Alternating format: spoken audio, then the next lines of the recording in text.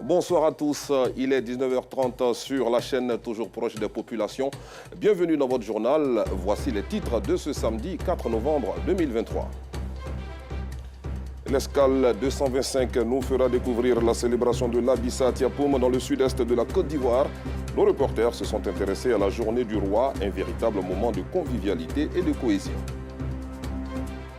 De l'autre côté de la frontière nord-ouest de notre pays, en Guinée, Moussa Dadis Camara de retour en prison quelques heures après avoir été libéré par des hommes armés. Merci pour votre fidélité. Place à la rubrique du jour.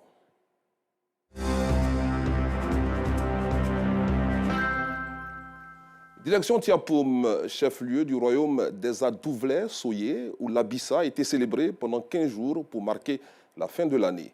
De Tiapoum à Béini, dans l'ouest du Ghana, en passant par Grand Bassam, tous les Nzima ont l'Abissa comme fondement culturel dans leur organisation. Une fête populaire que nous vous invitons à découvrir ou redécouvrir avec nos reporters Théodore Zouzou, Maïssa Kogay, Gilles Tonnier et Justin Yasselou. Tiapoum, chef-lieu de département dans la région du Sud Komoui. Dans cette localité vivent en majorité les Nzima, autrement appelés Apollo. Cette année, depuis le 15 octobre, ce peuple reçoit l'Abissa, deuxième étape d'une célébration débutée à Béini, au Ghana. Une tradition qui confirme la présence de ce groupe ethnique au pays voisin et surtout son origine. Dans la matinée de ce vendredi considéré comme saint, Tiapoum présente un visage attrayant. Dans l'après-midi, à un peu plus de 13 heures, l'ambiance change. Les populations occupent l'artère principale de la ville, la place du festival et l'espace réservé à la célébration officielle. Elles attendent impatiemment la parade du roi qui vient rassurer quant à l'effectivité de la célébration de l'Abissa. 14 heures. L'atmosphère grimpe d'un cran. Cette artère importante de l'agglomération se vide de ses occupants et fait place à des personnes habillées en t-shirt rouge ou orange, armes blanches en main, déguisées et faisant retentir des sifflets.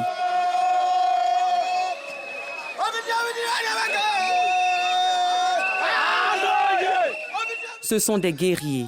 Ils ouvrent le passage pour la parade du roi. Puis viennent les filles du roi, reconnaissables par leur tenue rouge-blanc, imbibée de kaolé. Des femmes les accompagnent. Des chants pour la cohésion en l'honneur du roi et des sifflements.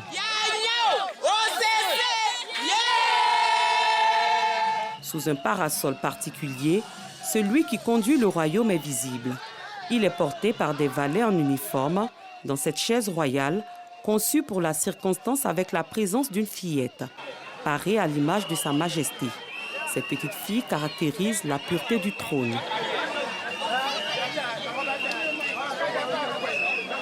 Un parcours rythmé et mouvementé. Sa Majesté Krouchi IV, dans son trône mobile, est suivie par 2 personnes. La présence de l'un d'entre eux est étrange. Je suis de la famille royale, donc il faudra qu'on soit autour du roi pour le supporter, pour l'encourager. Cette profession remontrer au peuple Nzima que le roi est toujours en place, que c'est notre culture depuis des années et il faut continuer dans ce sens. Cette procession draine du monde. Le roi, en plus des attributs qu'il brandit de temps en temps, en esquissant des gestes majestueux, jette des pièces de monnaie, des biscuits et des bonbons. Des présents qui attirent les plus petits, mais également des adultes.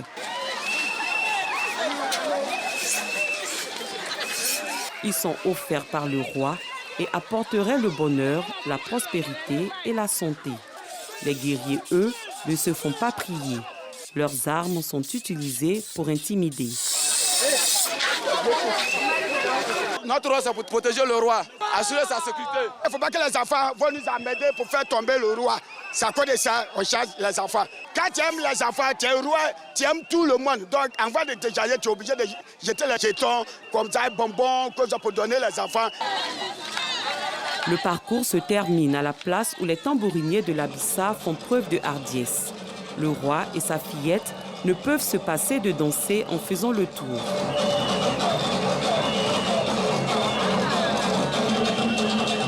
Son tour terminé, Le roi salue ses invités et s'enfonce dans une sorte de mur monté avec des pagnes dressées. Après avoir fini de faire parade avec lui, il faut le déposer à terre. En descendant là, il se pourrait que son pagne qu'il a mis là soit peut-être un peu dérangé. Donc il faut le couvrir pour pouvoir le faire descendre. Maintenant quand il descend, on l'arrange, il finit et puis maintenant on enlève les pagnes. C'est comme une mise en chambre. La mise en chambre achevée, le roi prend place sur son trône. La fête commence avec l'entrée sur scène des Komians pour purifier les lieux.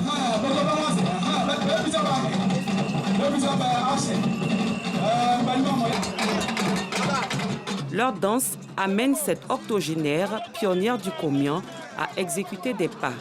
Puis suivent les filles du roi. Les représentants des villages invités, Ebroko et Alaguanou entre autres, suivis des 7 familles à Douvlé-Soye. Tour à tour, les Adaoulins, Awamba, les Azanoulés, Ezoïlés, Mafoulés, Mvavilés et Maïlés passent.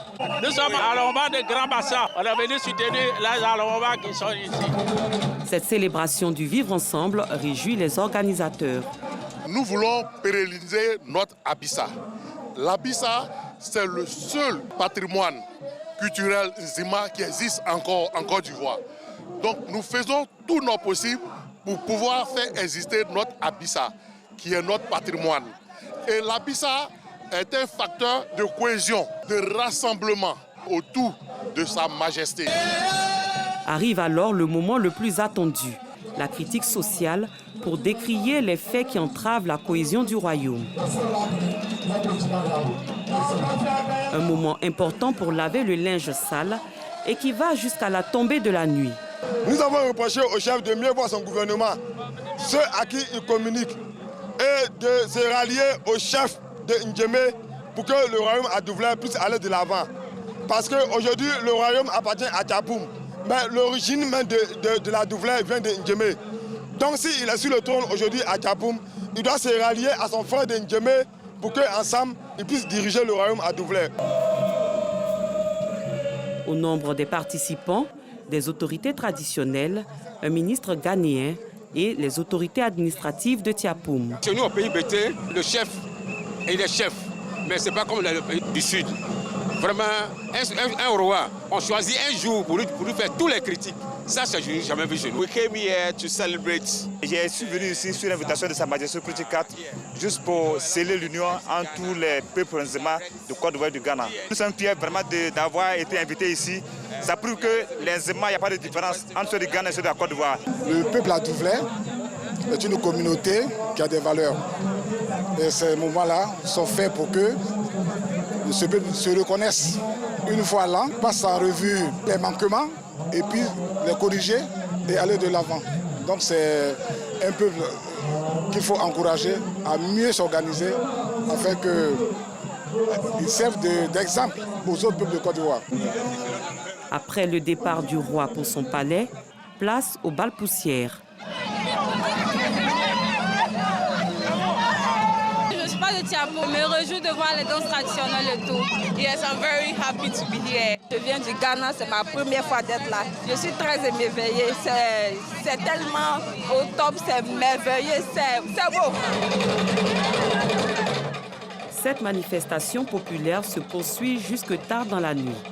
L'Abissa, culture du peuple Nzima, part du Ghana, arrive au royaume Adouvlé-Soye dans le département de Tchapoum et termine sa course chez les Nzima de Grand Bassam. L'Abissa, qui se pose comme un facteur de cohésion sociale, referme ses portes demain à Grand Bassam. Et loin de n'être qu'un simple festival, c'est aussi une célébration spirituelle qui révèle un réel intérêt touristique. Direction l'ouest de la Côte d'Ivoire à présent, précisément dans le département de Gagnoa, à Dougrou-Palénois, canton Pakolo. Le calme est de retour et les populations ont retrouvé leur sérénité après de violents affrontements qui ont attristé le village.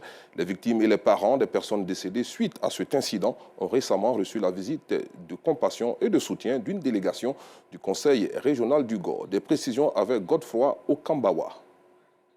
Kona Julien, 4e vice-président représentant le président Djedje Bagnon, conduit la délégation du Conseil régional du Go dans le village de Dougrou-Palénois. La localité porte encore les impacts des violents affrontements qui ont plongé les populations dans la désolation et la tristesse. Une présence réconfortante pour les victimes qui ont reçu la compassion des hôtes du village. Ce qui est arrivé, c'est un concours de circonstances. Ça va passer. Vous trouvez des baoulés, vous trouvez les malinqués, vous trouvez tout le monde ici. Notre espoir, et comme nous le recommande chaque instant le président de la République, c'est qu'il y ait la paix. 750 000 francs CFA pour les victimes et 500 000 francs pour les parents des décédés, auxquels s'ajoutent 200 000 francs CFA pour assurer les soins des blessés. Au total, près d'1 500 000 francs du Conseil régional du Gor solidaire des populations de Dougrou Palignoa. J'étais venu du voyage et puis ils ont tout gâté. 2 télévisions, frigidaires, motos. Ce village du canton Pakolo dans la sous-préfecture de Gagnoa avait été le théâtre d'affrontements intercommunautaires le 26 octobre 2023 après le vol de matériaux de construction sur un chantier. Bilan, 1 mort, 5 blessés, 5 maisons et des motos incendiées. Passé la tension, la délégation du Conseil régional du Gor appelle les populations au pardon, au nom de la paix, de la cohésion sociale et du vivre ensemble. Dans cette perspective, le vice-président du Conseil régional demande l'intercession et l'implication des chefs traditionnels de Gagnoa, notamment Boka Sivori et Noël Nyagno Sakalo, respectivement, président du comité départemental des chefs traditionnels de Gagnoa et chef du canton Pakolo. Nous n'allons pas revenir sur ce qui s'est passé, mais on doit pouvoir s'asseoir pour dire pourquoi on s'est bagarré et qu'est-ce qu'on peut faire après la bagarre. Le calme est de retour à Dougrou Palignoa, où un couvre-feu a été instauré et toujours en vigueur de 18h à 6h du matin. Intéressons-nous à présent à la 5e édition du Forum de la jeunesse féminine qui s'est tenue dans la commune de Cocody au lycée méthodiste John Wesley, une initiative du réseau international de la jeunesse féminine. Justin Kwasi, à Citadiara. Jeunesse féminine au cœur du développement. C'est le thème choisi pour cette 5e édition du Forum national de la jeunesse féminine. Cette initiative du réseau international de la jeunesse féminine a pour objectif d'assurer le plein accomplissement de la jeune fille. Au cours de ce forum, nous faisons venir des conférenciers qui vont, surtout des femmes, qui vont partager leur expérience pour créer dans le cœur des jeunes filles le rêve et leur montrer qu'elles sont capables de réaliser de grandes choses. Pour nous, la jeunesse féminine est le socle même de la société. Alors si vous éduquez une femme, c'est sûr que vous êtes en train d'éduquer toute la société et aussi vous êtes en train d'éduquer le monde, pourquoi pas. Et donc pour nous, la femme est le centre du monde et donc la jeunesse féminine doit être regardée de plus près pour que notre nation puisse briller comme nous le voulons. Nous sommes vraiment satisfaits et cette édition est une édition de bonheur pour nous. Une mission caractérisée par diverses formations, notamment des enseignements sur la santé mentale. L'essentiel du message qui a été donné, c'est que nos jeunes filles, elles apprennent à prendre conscience d'elles-mêmes, à être résilientes, courageuses et avoir de bons modèles. Quelqu'un qui veut être leader, qui veut l'idée, qui veut diriger un groupe de personnes, c'est quelqu'un qui doit avoir une santé mentale stable. Le public était très attentif, était très contente et ça a été un beau moment de partage. Cette année, le lycée John Wesley de Cocody-Angré accueille ce rendez-vous d'apprentissage et de partage d'expériences. Une satisfaction pour les participantes. C'est ma première fois que j'ai participé et j'ai entendu le retour de plusieurs filles qui ont participé, qui m'ont fait de beaux témoignages. Alors j'ai décidé de venir participer et d'apprendre aussi ce qu'elles ont appris afin de pouvoir avoir des armes nécessaires pour se développer. Ça se passe très bien dans ce beau cadre. Créé en 2016, le Rési Filles réunit chaque année plus de 500 jeunes filles à travers ce forum national. Dans l'actualité nationale également, l'ONG EZER a organisé ce samedi une conférence de presse sur le bien-être psychologique de la famille à Cocody. À cette occasion, les couples ont été édifiés sur le suivi psychosocial des enfants et adolescents en milieu scolaire et urbain. Yacouba Koulibaly et Clément Boko y ont pris part pour RTI2. Boko a plus de 5 ans d'expérience de vie conjugale. Son rêve à 6 jours, réussir à maintenir l'équilibre familial. Nous sommes sans ignorer que les fondements de la famille sont vraiment ébranlés. Je rêve vraiment d'une famille où monsieur et madame se mettent d'accord et se mettre ensemble pour pouvoir travailler à l'unification, à l'harmonie de la famille. Pour permettre au couple de relever le défi de la responsabilité conjugale, l'ONG EZER a organisé ce week-end à Cocody une conférence sur le bien-être psychologique de la famille. Objectif, sensibiliser les parents sur le suivi psychosocial des enfants et adolescents en milieu scolaire et urbain. Nous invitons chaque parent à se disposer pour son foyer, pour sa maison, pour son enfant.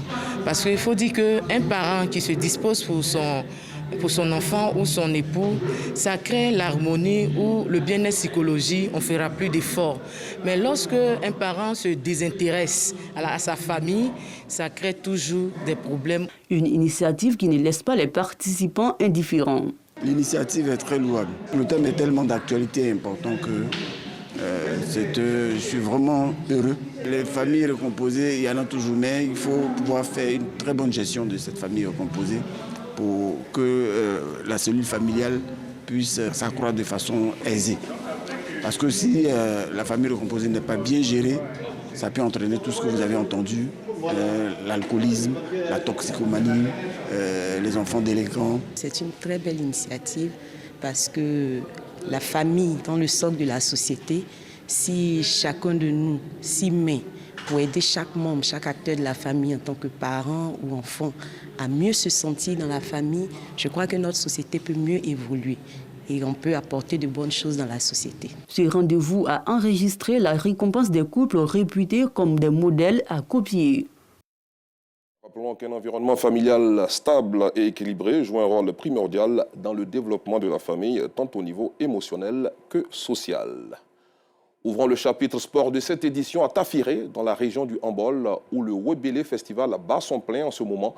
Le sport était au menu des activités de cette troisième édition. Le mercredi dernier, le marathon, le fitness et la pétanque sont autant de disciplines qui ont marqué la journée inaugurale de cet événement en pays Tagbana. Compte rendu, Konaté Ngamblé. Au départ de ce marathon, une centaine de participants de différentes catégories d'âge. Lancés sur une distance de 5 km, les participants ont arpenté les artères de la coquette et paisible ville de Tafiré, sans grande difficulté. Un parcours de sport et de santé destiné à renforcer les liens entre les participants. Des prix et des trophées ont été décernés aux différents acteurs qui se sont distingués avant la séance de fitness et de relaxation au rythme de la musique.